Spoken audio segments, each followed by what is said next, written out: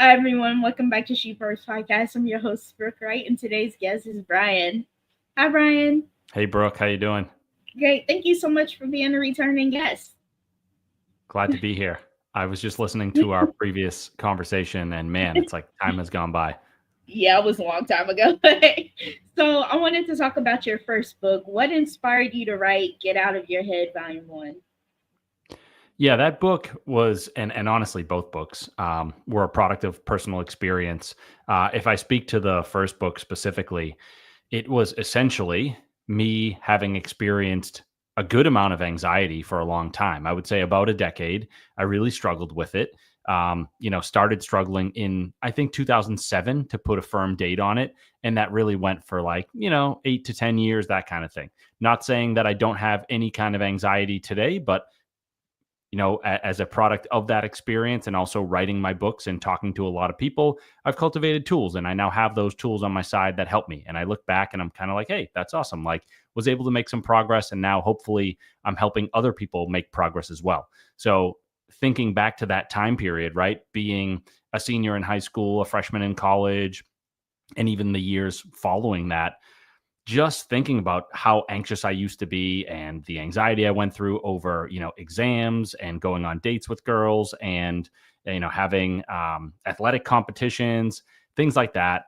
That anxiety, like, I guess I'm able to look back now and say, I'm lucky that the anxiety was only around those things and not something like much worse, but at the same time, folks who have dealt with anxiety, they will know that that feeling, even if it's quote unquote not over something all that serious, like that feeling stinks and nobody wants to deal with that, right? If you're walking around every day thinking the sky is falling down, that's still a serious problem, even if the matter that you're dealing with is quote unquote not that big of a deal, right? So for me, it got to the point where the anxiety was bad enough where I'm not saying I didn't like leave my dorm room or leave my house or anything like that, but it definitely held me back in life. And I was able to, suss that out relatively quickly where it's like, hey, I'm going on a date with a girl that I like. I'm having a panic attack.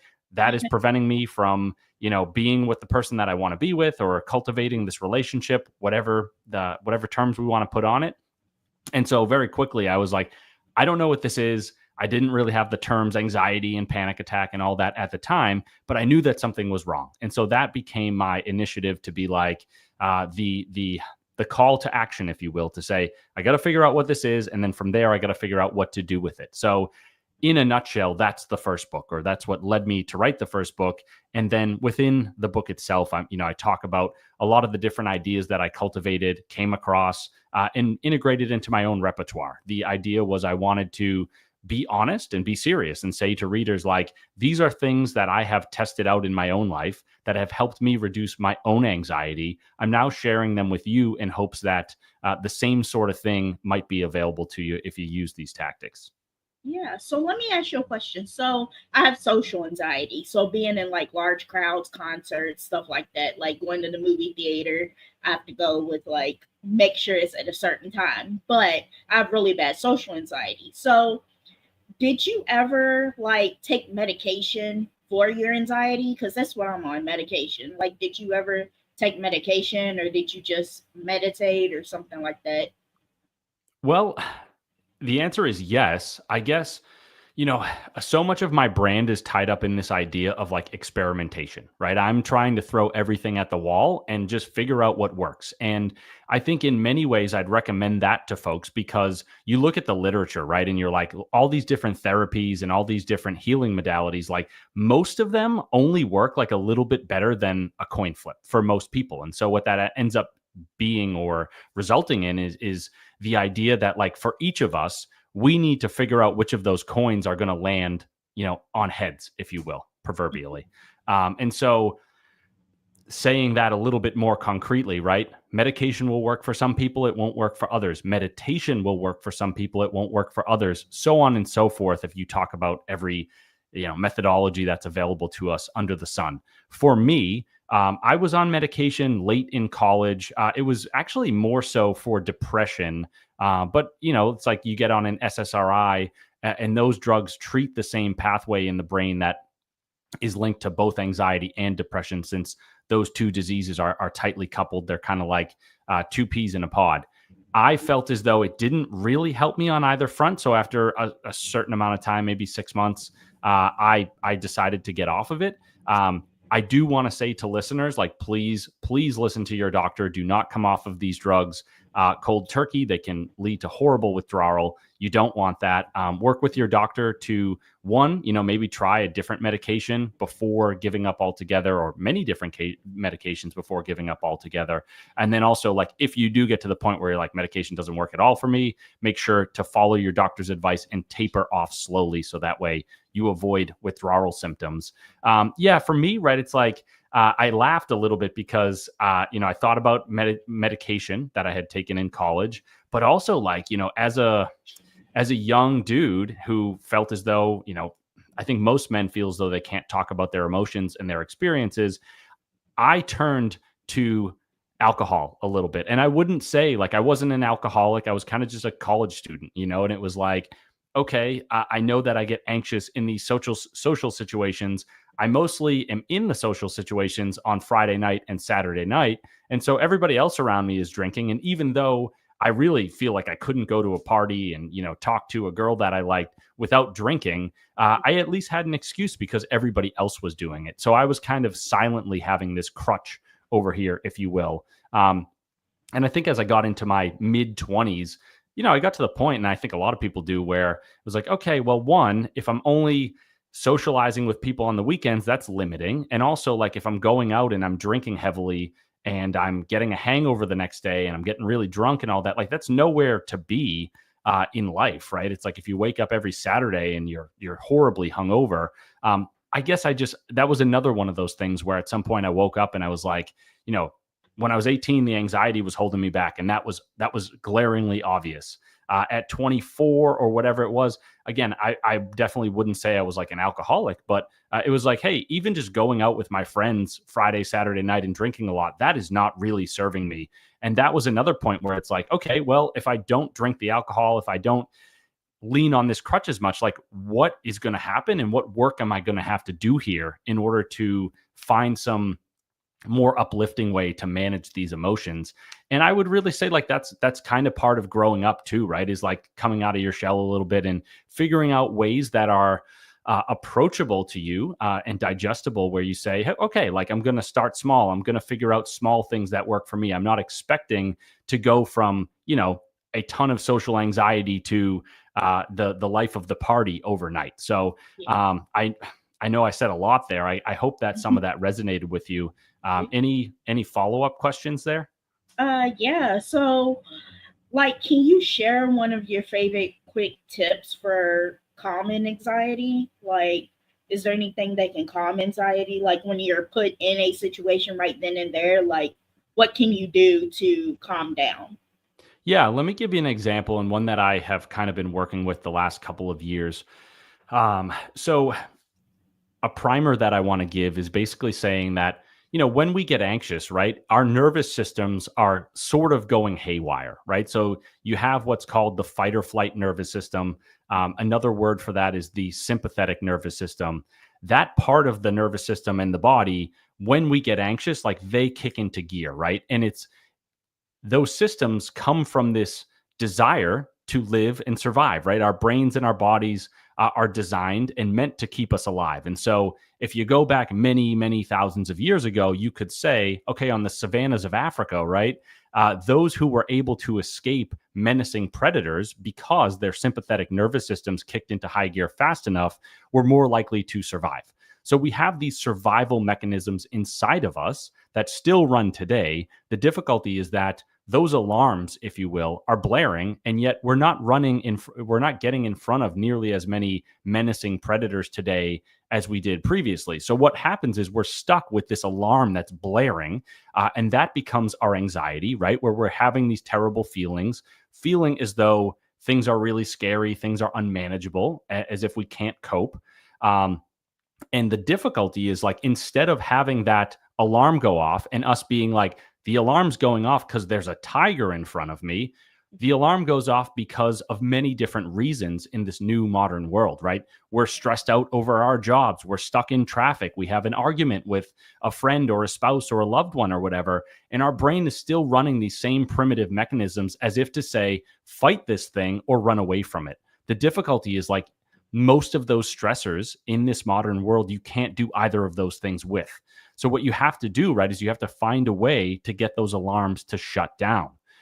That leads me into this tactic or little thing that I'm going to walk through right now, right? So the first thing you want to do, right, is you want to find a way to get the alarm, which we're going to call the amygdala, the fear center of the brain, to calm down. We want to make sure that our thinking brain, the rational part of our brain that lives at the front, the prefrontal cortex, can come back online a bit, because it gets turned off when we get stressed out. When we're able to turn it back on, we're able to wrestle our attention back from our amygdala and think a little bit more critically. So I think when folks are wrestling with anxiety, the first thing that you want to do is you want to try to sever that connection, not literally, just metaphorically, between the amygdala and the prefrontal cortex. Two easy ways to do that would be to move your body, right? So to take a walk around the block, take a run around the block, or to do some deep breathing. The deep breathing piece comes back to the nervous system, where we basically say that when we get a deep exhale, we activate the opposite of the sympathetic nervous system. And so that opposite is going to be the parasympathetic nervous system. And once that system comes back online a little bit, we get that prefrontal cortex that to reactivate, if you will, right? And what that allows us to do is have a little bit more awareness and say, okay, I now understand that I'm in this situation. Even though I'm still scared, I have that awareness to be able to then remember what my next step is supposed to be, or to pull out another tactic, right? So this little thing that I'm walking through, I'm going to call interrupt, reframe, and anchor. So you're going to say, I'm going to interrupt the anxiety by going for a walk, going for a run, or doing some deep breathing. Once you have done that a little bit, hopefully you will remember the next step, which is reframe.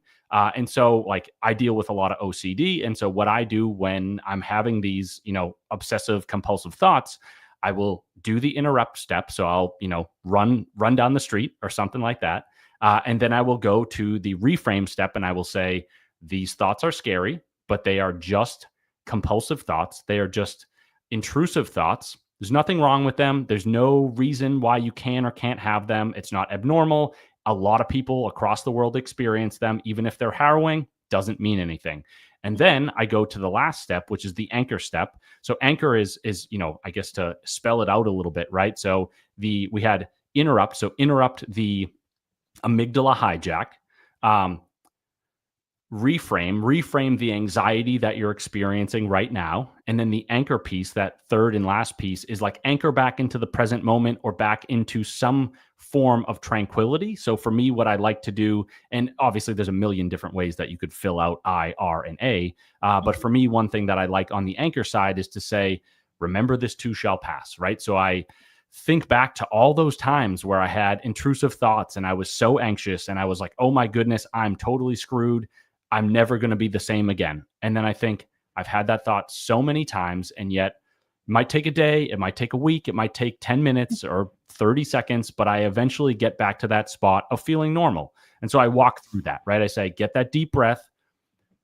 I then say, reframe the thought. This is just an intrusive thought, not the biggest deal in the world. And then I say, this is going to pass. I know the anxiety I'm feeling. I know all the different, like I sometimes deal with derealization, which is basically feeling as though things aren't real. I'm like, it sucks, but it's going to go away. And in however many minutes or hours or days, I'm going to be back to normal. I walk through that, and that gives me that kind of opening of the door to say, like, the anxiety could go away right now.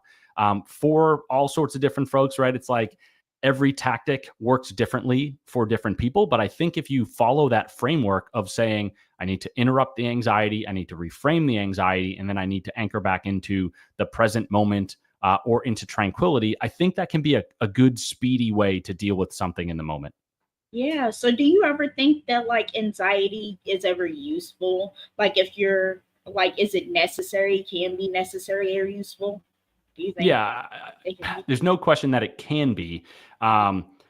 It's funny because, right, it's like, I think I think a lot of us go between, there's sort of a swinging of the pendulum, if you will, right? Where when you're 16 or you're young, you experience anxiety and you're like, oh man, anxiety is so brutal. Like, I don't want to have to deal with it. It stinks. You might read some book or like, find some motivational speech where people are like, anxiety is a superpower. That's amazing. Like, leverage it, whatever. And you're like swinging all the way to the other side of the pendulum, right? I think once you immerse yourself in the literature and understand your own anxiety, what you see is that the truth lies somewhere in the middle. And I think for a lot of things in life, that is also the case, which is basically to say that most of us would actually rather never have to deal with anxiety. If we could, say, hey, like Genie's magic lamp, I'm going to, one of my wishes to say, never experience anxiety again. I think we'd all take that. And I think that's pretty reasonable. At the Yeah. same time, there are some benefits that anxiety can bring us, right? You think about the athlete who gets nervous before the big game. And even though it's very uncomfortable to be that nervous, there is an energy that is coursing through your body, right? I say in my first book that, sure, anxiety stinks, but it can help us unlock new skills and achievements because it brings us this heightened awareness. It brings us the ability to run faster, to jump higher, all of those things. You think about like the stories of moms who like their son was trapped under a car or in a burning building, and they somehow, performed some feat that is supernatural. They moved the car, they ran into the burning building and brought the child out. You could not perform those activities in a normal state, right? You need to be in that heightened state. And so that heightened state is basically your sympathetic nervous system going crazy, injecting a ton of adrenaline into your bloodstream, and then you being able to do things you didn't think you could do previously. So I would say a similar concept can apply to anxiety, where you're like, hey, I'm so nervous about this track meet that I have. I feel like I'm going to throw up, but maybe I get there. And because my sympathetic nervous system is crazy, it's wildly activated, that actually allows me to perform better, even though it's painful to carry it out. So in that same sort of ethos, yes, I would say across different domains in life, anxiety can help us. Again, I'm not going to go so far as to say it's a superpower or anything like that, because it's painful. And I think you and I would both say we'd rather not have to deal with it. But there is some hidden upside sometimes. Oh yeah. I agree. So, what's the difference between everyday anxiety and anxiety disorder? Yeah. So a lot of people like, when you're looking at the term disorder or disease, the qualification, like, you can look at a publication like the DSM, which is the Diagnostic and Statistical Manual of Mental Disorders, which is sort of it's almost like the dictionary, if you will, for, mental health conditions. But if you're talking to people and saying like, where does it cross over from nervousness or regular nervousness, regular anxiety into a disorder?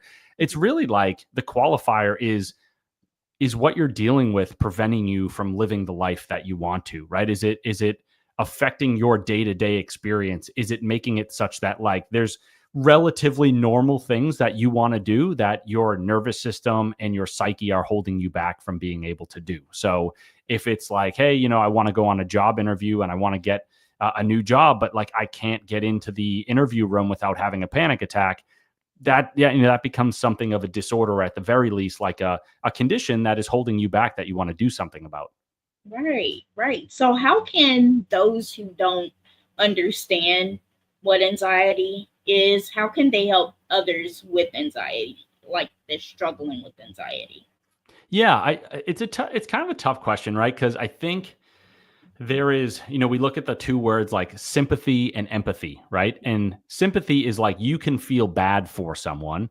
Empathy is to feel with that person, right? And I think that if somebody has not experienced anxiety, it can be hard to have that empathy for the person, right? They might have sympathy, but not necessarily empathy.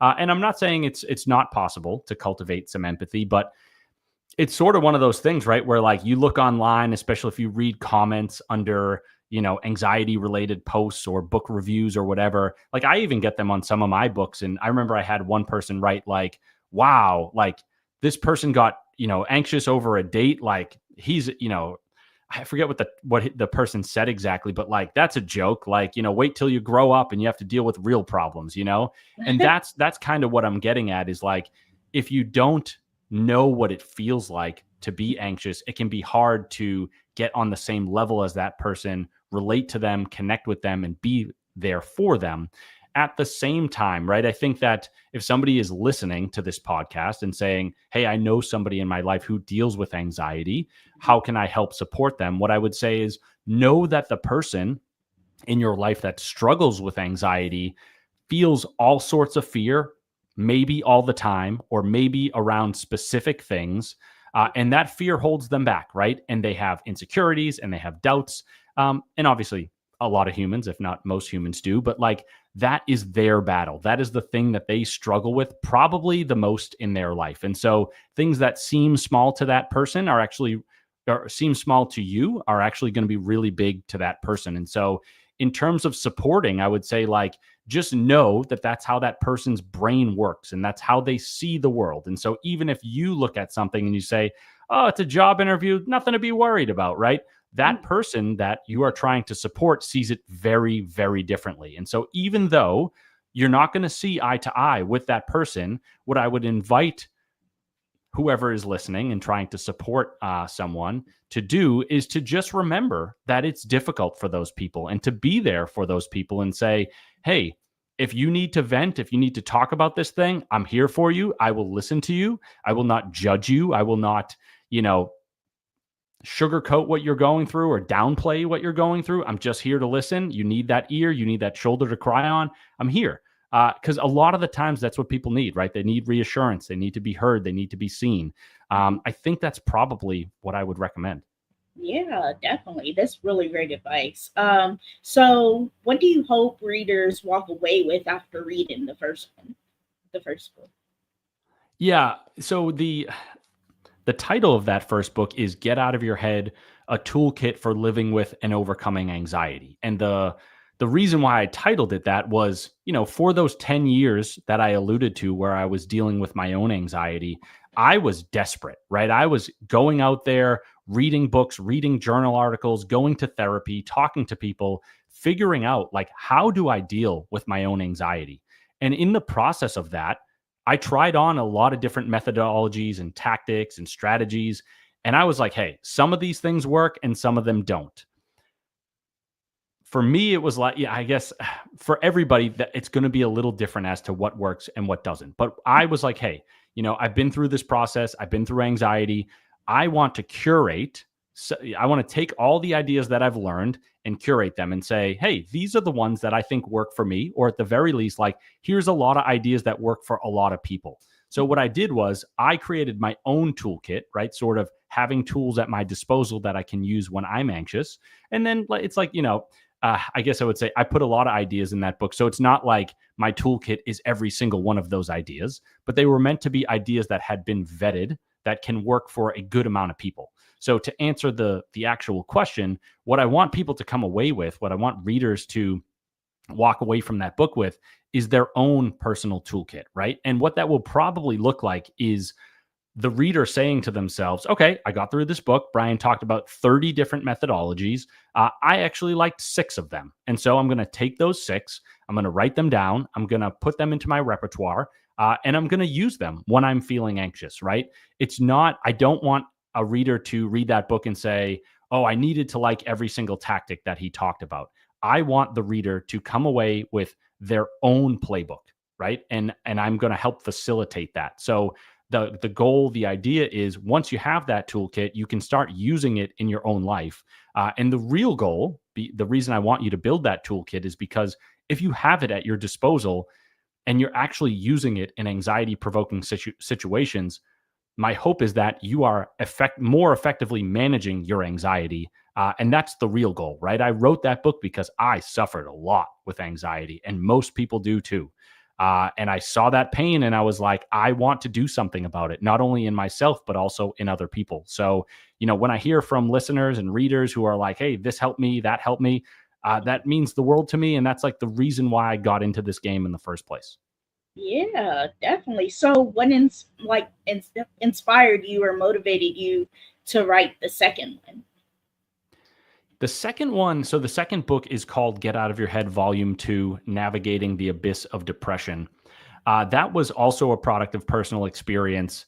I went through a depressive episode in 2018 and 2019, and you and I talked about it on, our last conversation, where like I was just at a bad point in my life, questioning everything, feeling as though life was meaningless and just not happy in general, waking up every day wondering what the point was, horribly afraid of death and dying.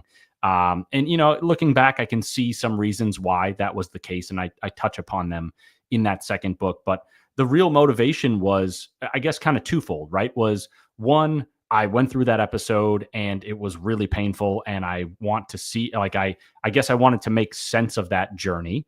And I so I did.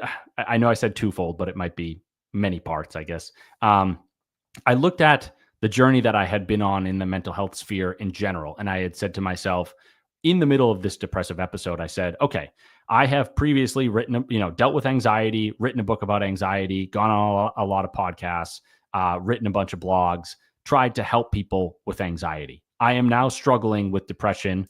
I have this brand, right? The Get Out of Your Head brand that I've been working on. I can leverage that to help more people. And so in the middle of that depressive episode, I was like, I'm not trying to go through a depressive episode just to be able to get out of it and be like, hey, here's how I did it. But I was like, I'm going to run the same playbook in the sense that I want to help even more people, because I knew being in that depressive state, like how horrible it was. And then I guess, some of the other parts, right, where I really didn't know all that much about depression. I think I would pretty honestly say I've had two large bouts of depression in my life. One was at the end of college and one was there in 2018. And it's not, obviously we all deal with sadness and like smaller bouts of depression here and there. But those two big ones, those really drove me to be like, okay, same kind of concept as I had in college, of saying my anxiety is really holding me back in life. I got to figure this out. In 2018, I had the same, it's not a revelation, but I drew the same conclusion, as to say, I'm in a bad spot. I don't know that much about this condition. I'm going to dive in yet again. I'm going to try to figure this thing out, get myself to a better spot in life, and then hopefully eventually turn around and say to listeners and readers, like, here's what worked for me. I hope it works for you, because depression is brutal. And I really just wanted to help as many people as I could. It's funny looking back on it, right? Because you're almost in like I guess I would use the analogy of like, you're like a fish swimming in a pond, right? And you can't see outside of it. And once you get through that depressive episode, it's a lot easier to look back and be like, wow, I can't believe I thought this. I can't believe I did that. I can't believe I lived my life in that certain fashion.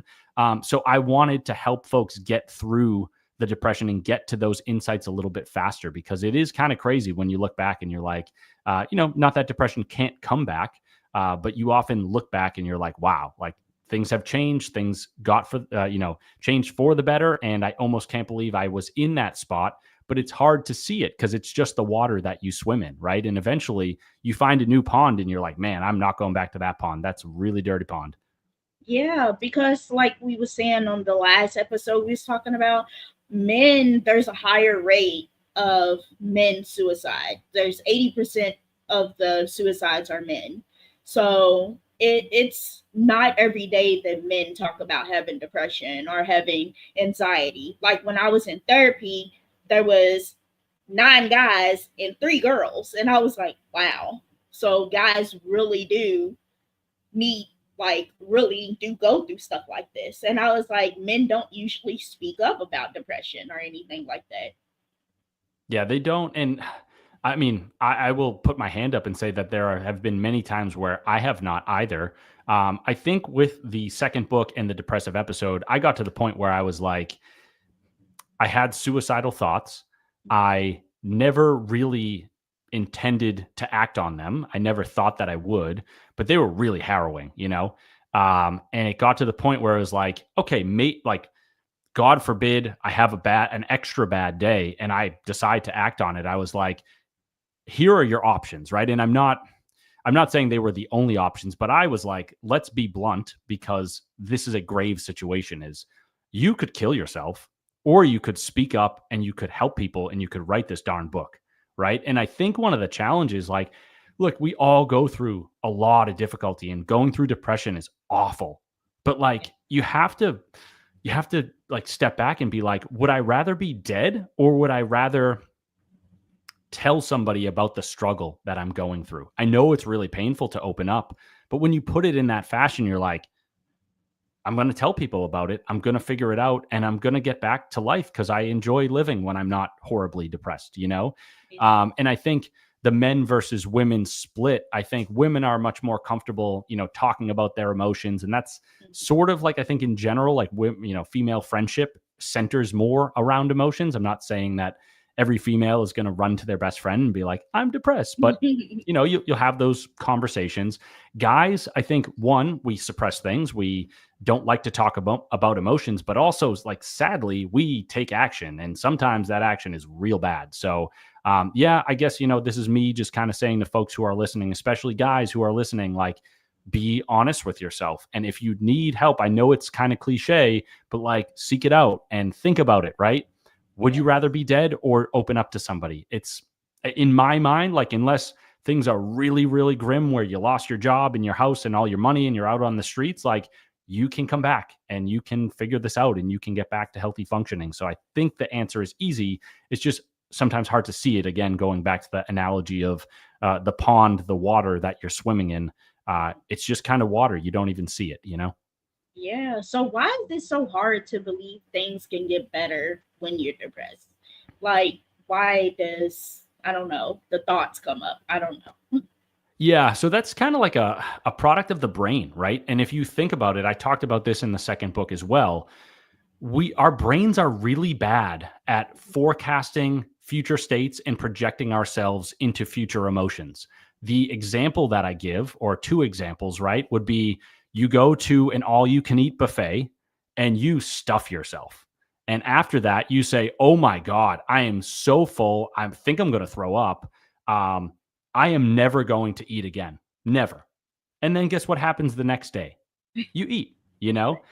Same thing with alcohol. I could tell you the number of times that me and my friends have gone out, kind of tied one on, had a real bad night, a real bad next day. And we're like, I'm so hungover. I promise, I'm never going to drink again. And I'm not saying it happened every time, but there were nights where me and my friends drank that very next night.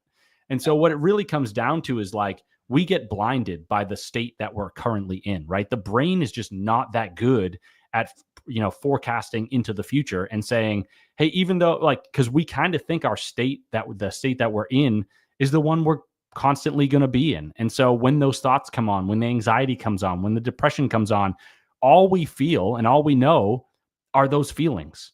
And so subconsciously, we're like, same thing. It's as if we're hungover. I'm never going to feel happy again, because the weight is so heavy of that anxiety or the depression, whatever it may be.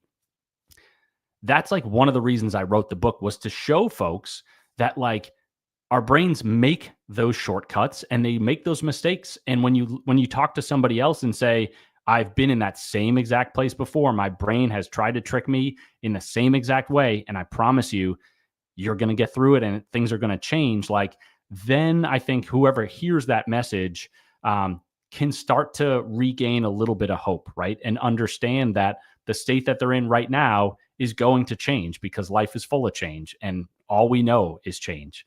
I think that's kind of the main answer there. Yeah. So how do you approach motivation in your book? Yeah. So in the second book, I talk more about motivation than I do in the first one. The reason being, right, that when you're depressed, you're like, I have no motivation to go do anything. Yeah. There is a term that sort of eludes me right now. I want to say it's called behavioral activation, but I might be wrong. The term that I'm looking for, which I think might be behavioral activation, is the idea that we essentially think that some feeling is going to come over us. And then when that feeling comes over us, we will finally take action, right? As in, hey, one day I'll feel confident and I'll go for that job that I like. that I dream of. One day I'll have plenty of energy and I'll go for that run that I told myself I'd go on and so forth.